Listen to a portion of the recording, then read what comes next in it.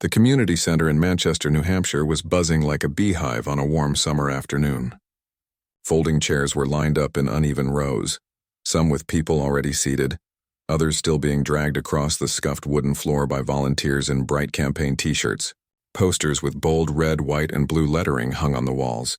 Strength, honor, leadership. And a small stage had been set up at the front, flanked by American flags and a podium with a microphone that kept squeaking every time someone tapped it. It was the kind of place where town meetings, school plays, and bake sales usually happened, but tonight, it was hosting something bigger. A live town hall for Karoline Leavitt, a rising political figure running for Congress. People kept streaming in through the double doors, retirees and windbreakers, young couples with babies and carriers, college students holding clipboards, and a few reporters from local news outlets balancing cameras on their shoulders. The air smelled faintly of coffee, old carpet, and hand sanitizer.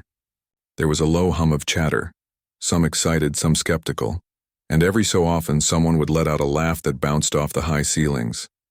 Supporters wore buttons and waved small flags. Opponents stood near the back, arms crossed, watching quietly.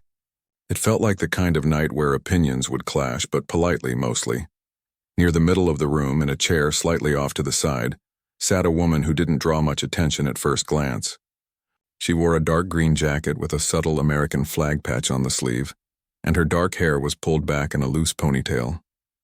Her hands rested on her knees, calm but alert, like someone used to waiting, used to watching. She hadn't come to cheer or protest. She'd come to listen, and maybe if the moment felt right, to speak. She'd arrived early, not to get a good seat, but because crowds made her uneasy these days. Too many bodies, too much noise, it could bring back memories she'd rather keep tucked away.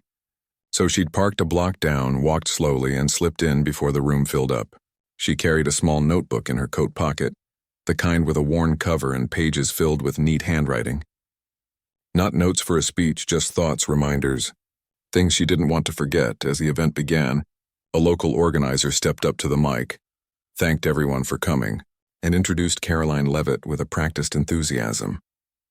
The candidate walked out to steady applause, smiling confidently, shaking hands with a few people on the way to the podium.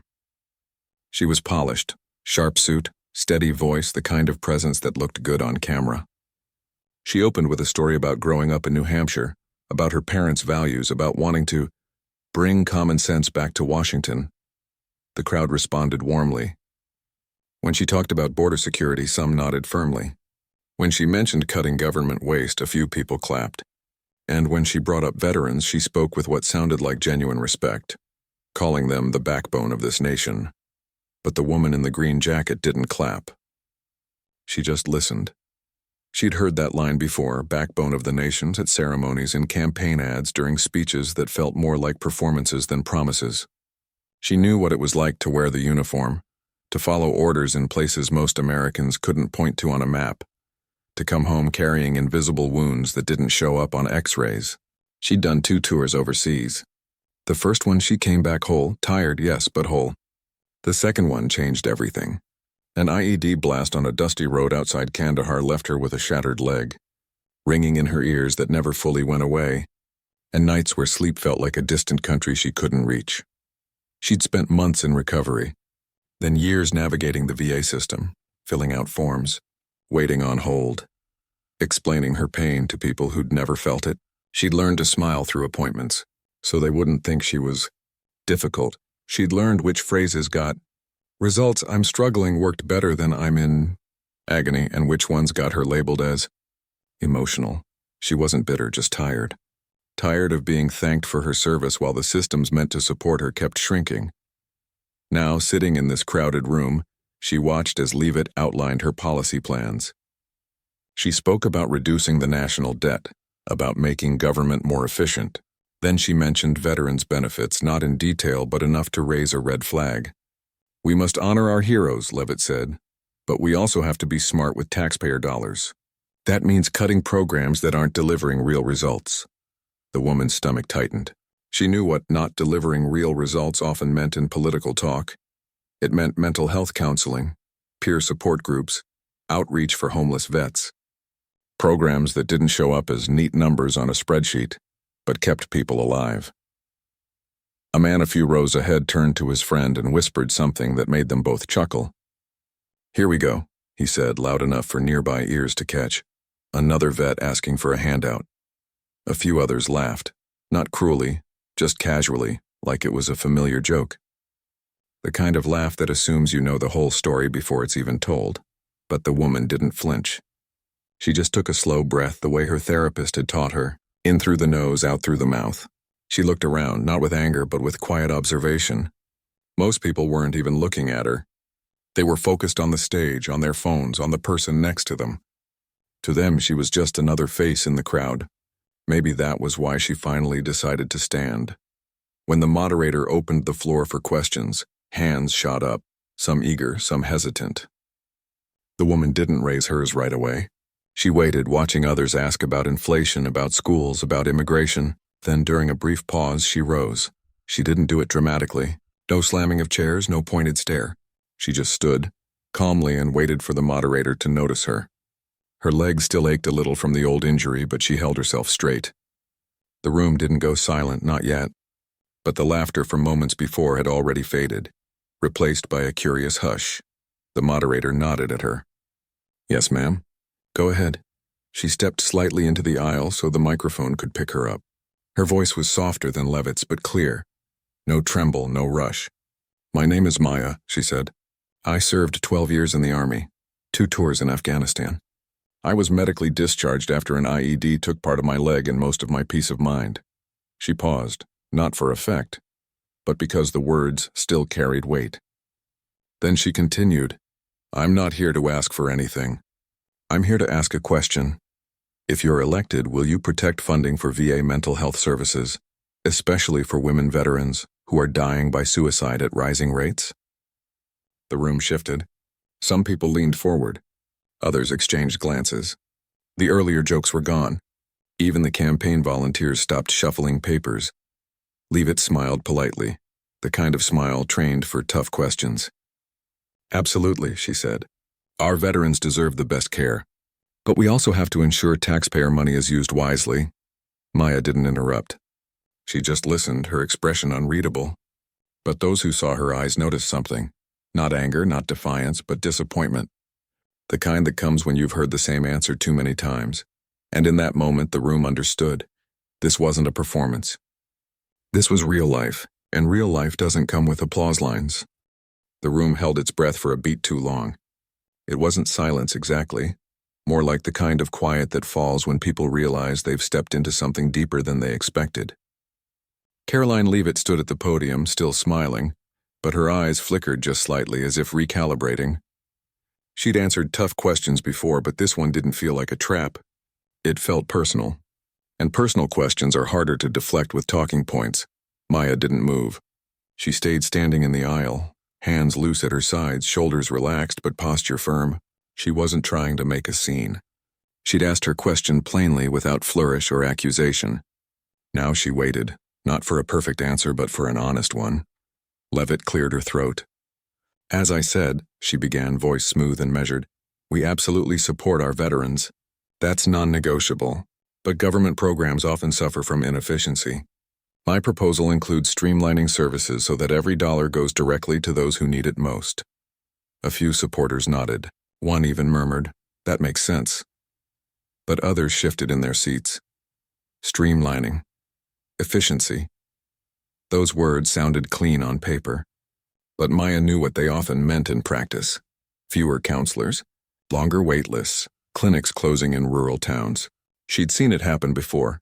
Programs quietly defunded under the guise of reform, while press releases praised modernization.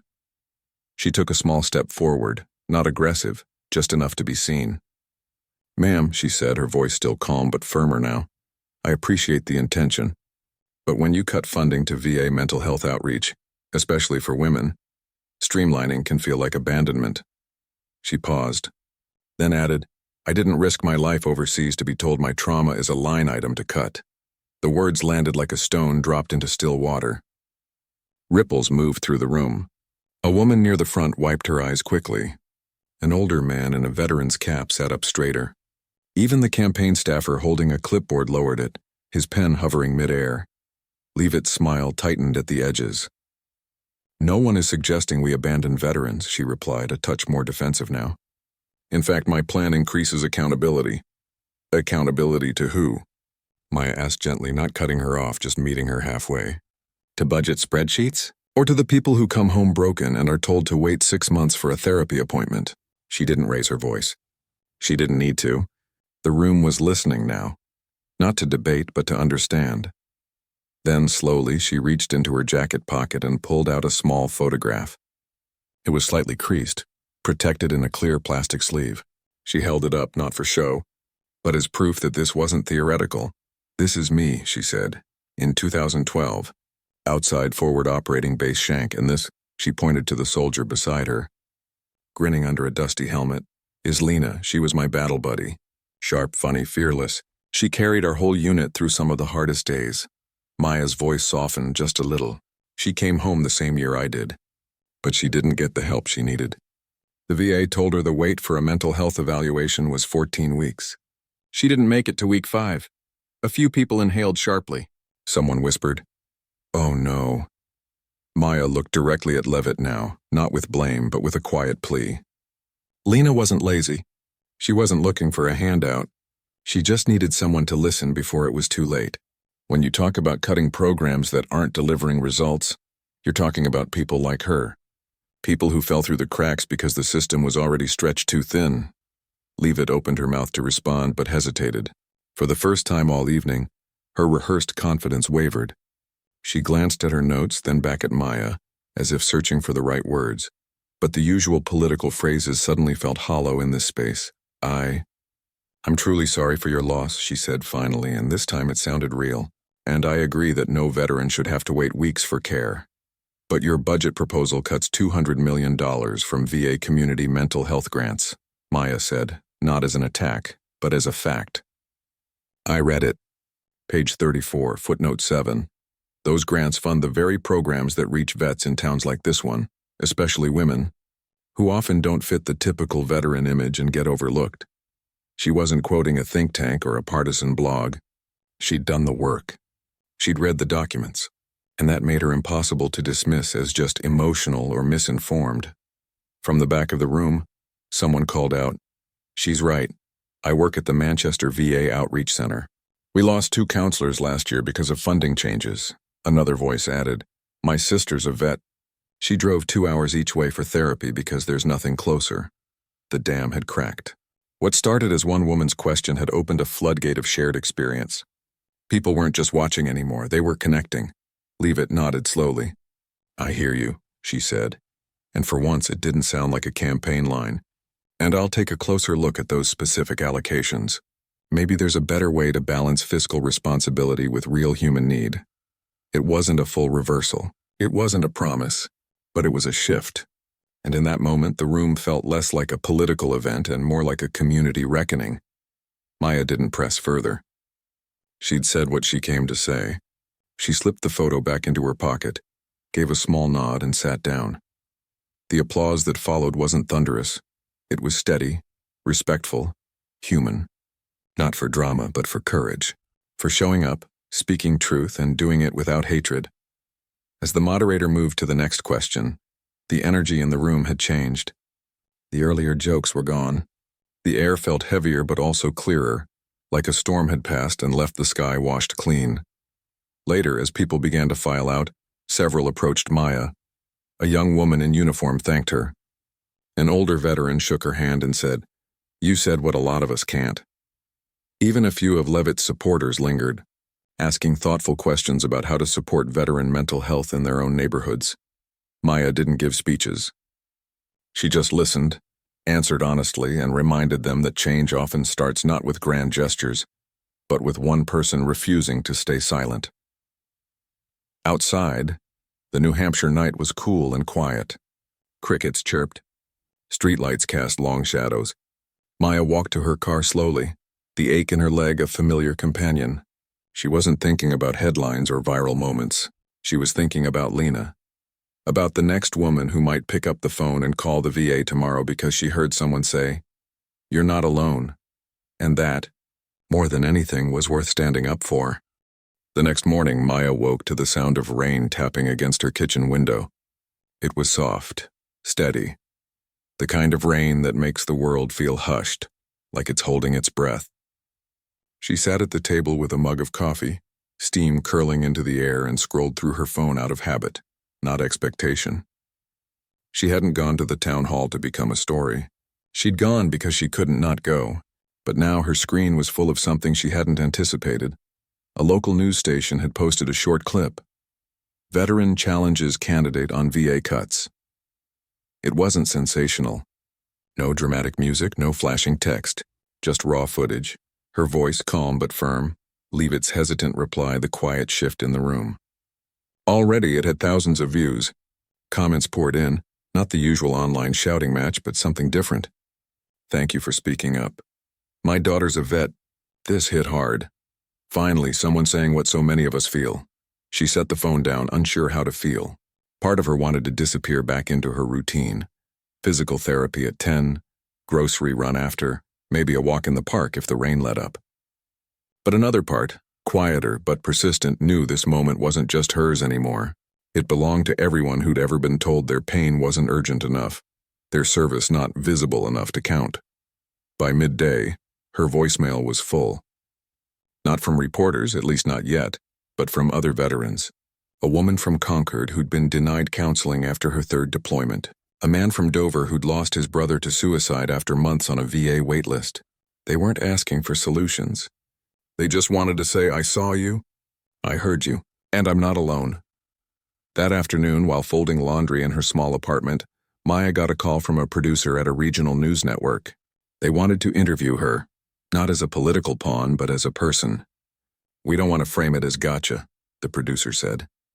We want to talk about what real support looks like for women who've served. Maya hesitated.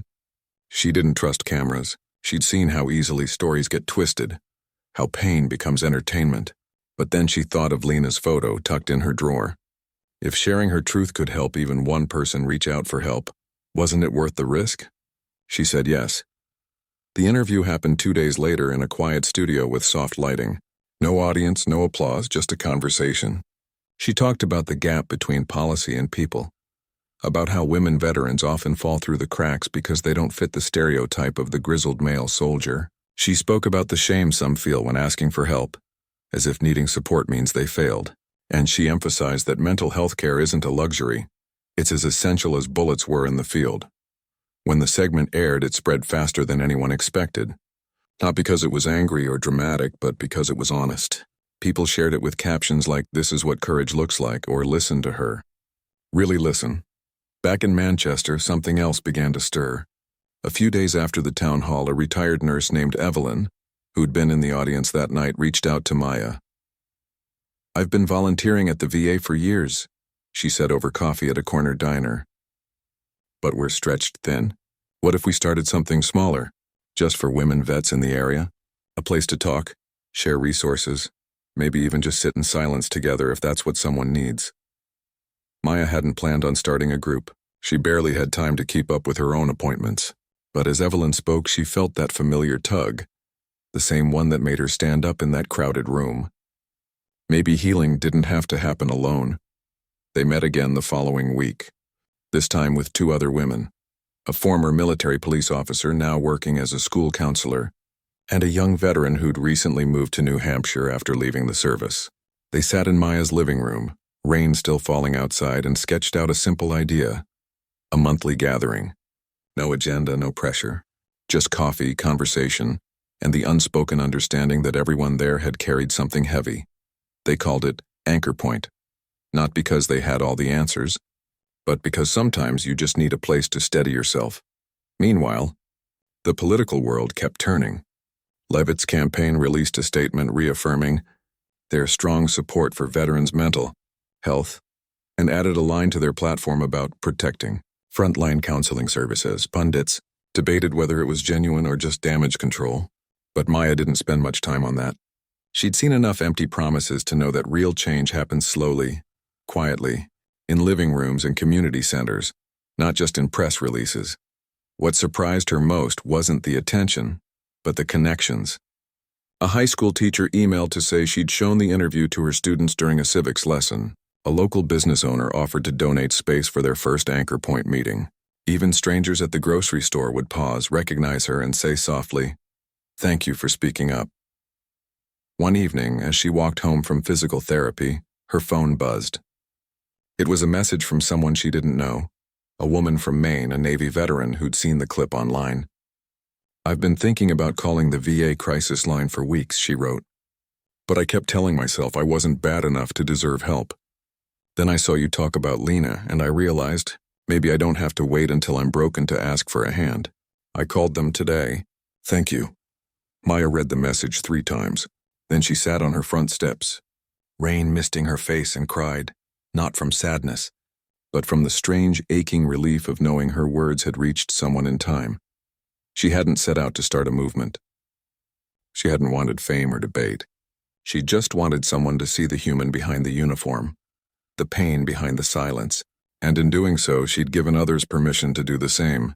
The laughter from that town hall felt like a lifetime ago. Now in its place was something quieter but far more powerful: understanding. And maybe, just maybe, hope. The first anchor point meeting happened on a Saturday morning in a borrowed room at the local library. Sunlight streamed through tall windows, catching dust motes in the air. There were 6 chairs arranged in a loose circle, a pot of coffee on a folding table, and a box of tissues, just in case. Maya arrived early, her hands slightly unsteady as she set out name tags that simply read, "Hello, I served." No ranks, no branches, no years. Just presence. She didn't know what to expect. Would anyone come? Would they talk or just sit in silence? Would it feel forced or real? By 10 o'clock, the room filled not with a crowd but with quiet arrivals. A woman with short-cropped gray hair and a service dog. A younger vet with tattoos peeking from her sleeves and tired eyes. 2 others who lingered near the door at first, then slowly took seats. No one spoke much at first, but that was okay. Sometimes just showing up is the bravest part. Maya didn't lead the conversation like a therapist. She just started by saying, "I'm glad you're here. We don't have to fix anything today. We can just be." And something opened. One woman talked about waking up every night at 3 a.m., heart racing, convinced she was back overseas. Another shared how hard it was to explain to her kids why mom sometimes zones out during dinner. Someone else admitted she hadn't worn her uniform since discharge because it felt like a costume she no longer deserved to wear. There were tears, yes, but also laughter.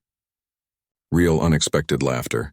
The kind that comes when you realize you're not the only one who still flinches at fireworks or checks exits in every room. Afterward, as they cleaned up, the woman with the service dog turned to Maya and said, "I've been to support groups before. They always felt like I was supposed to be healed by now. This just felt like home." That simple sentence stayed with Maya all week. Meanwhile, life kept moving. She still had bad days. Mornings when her leg throbbed so badly she could barely stand. Nights when sleep refused to come. But now she had something else. A reason to keep showing up, not just for herself, but for the others who were starting to rely on this small circle of trust. News of anchor points spread quietly. Not through ads or social media campaigns, but through word of mouth, vet to vet, friend to friend. A VA social worker began referring women to the group. A local nonprofit offered to cover the cost of coffee and snacks. The library let them use the room every month. No questions asked. Then came the email that surprised her most. It was from a staffer in Karoline Leavitt's campaign office. Not the communications team, but someone in policy research. The message was polite, brief, and unexpected. "After the town hall, our team reviewed the VA mental health funding you referenced. We'd like to understand more about the gaps you and others are experiencing. Would you be open to a private conversation? No cameras, no press, just listening." Maya read it 3 times. Her first instinct was to delete it. Politics had burned her before. Promises made, then forgotten once the cameras turned off. But then she thought about the woman from Maine who'd called the crisis line. About the veteran who finally wore her uniform to her nephew's birthday party last week. If even a small shift in policy could come from this, wasn't it worth a try? She replied, "Yes, but only if it's truly about listening." The meeting happened 2 weeks later in a neutral space, a quiet cafe downtown, far from campaign signs and microphones. Leavitt didn't come herself, but sent a senior advisor who'd served in the Navy years ago. He didn't take notes at first. He just listened as Maya described the daily reality, the shortage of female counselors at VA centers, the lack of childcare during appointments, the way many women vets feel invisible because they don't match the typical image. He asked questions, not to debate, but to understand. And for the first time, Maya felt like someone in power wasn't just hearing her words but actually seeing the life behind them. A few days later, Leavitt's campaign updated their veterans platform again. This time it included specific language, increased funding for gender-specific mental health programs, expanded telehealth options for rural veterans, and a pilot program to train more VA staff in trauma-informed care for women. It wasn't everything, but it was a start. Critics called it political maneuvering. Maybe it was. But Maya didn't care about motives anymore. She cared about outcomes. If this meant one less woman would sit alone in the dark thinking no one understood, then it mattered. Back at Anchor Point, the group kept growing. Not huge, never more than 10 at a time, but steady. They started a shared notebook where anyone could write thoughts they couldn't say out loud. One page read, "Today I didn't feel like a burden." Another, "I miss my unit, but I'm learning to build a new one." Maya began inviting guest speakers, not politicians, but people like a yoga therapist who specialized in trauma recovery, or a financial counselor who helped vets navigate benefits without shame. The focus stayed simple: practical support, human connection, zero judgment. One afternoon, as she walked home from a meeting, her phone rang. It was her old squad leader, the one who'd pulled her from the wreckage after the IED blast all those years ago.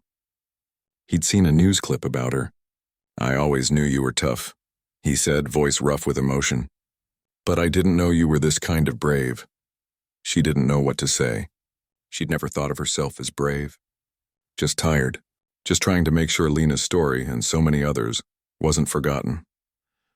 That night she sat on her porch, wrapped in a blanket, watching fireflies blink in the dusk. The world was still messy.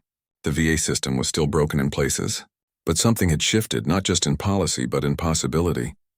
People were talking, listening, showing up, and sometimes that's where healing begins, not with a grand solution, but with a single voice saying, "Me too." Months passed, and the sharp edges of that town hall night softened into something quieter, something lasting. The viral clip faded from news cycles, replaced by newer headlines and louder voices. But in Manchester and in towns beyond, something continued to grow, not with fanfare, but with the steady rhythm of people showing up for each other. Maya still lived in the same small apartment, still walked with a slight limp on cold mornings, still kept Lena's photo in her top drawer. But her days now carried a different weight. Not the heavy kind that drags you down, but the kind that comes from knowing your presence matters. Anchor Point met every third Saturday, and though the faces changed sometimes, the feeling stayed the same. This was a place where no one had to explain why they were hurting. They just had to be there. One crisp October morning, Maya arrived at the library early as usual. She carried a thermos of coffee and a box of pastries donated by a local bakery, whose owner had a daughter in the Air Force. As she set up chairs, a young woman walked in, new to the group, hesitant at the door. She wore a hoodie pulled low, eyes scanning the room like she wasn't sure she belonged. Maya didn't rush her. She just smiled and said, "Coffee's hot. Grab a seat wherever feels right."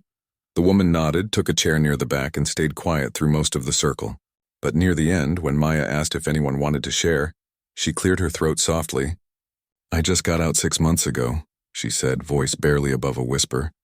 "I haven't told my family I'm struggling. They think I'm fine, but I don't know how to be fine." No one offered advice. No one said it gets better. Instead, the woman with the service dog reached over and squeezed her hand. Another passed her a tissue just in case. And that was enough.